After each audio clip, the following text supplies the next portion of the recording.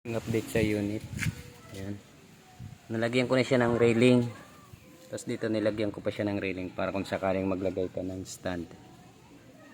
Ayan. Pumuputok na po yan. Saka ko na siya ipinturahan kapag nandito na yung scope. Try natin yung ano. Kung kaya bang butasin. Ito.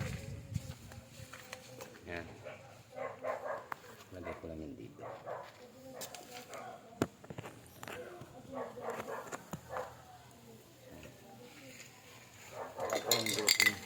Tapos yung butas.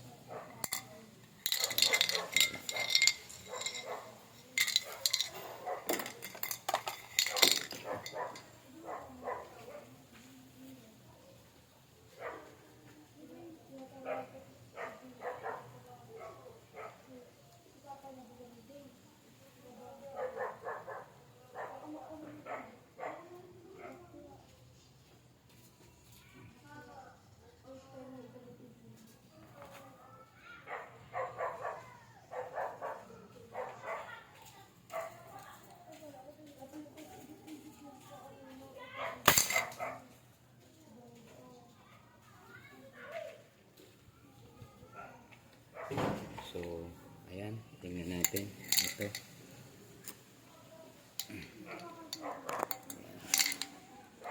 Ito yung tama. Malinis pa yan. Nakapenetrate din siya. Ayan. Ito ang unit.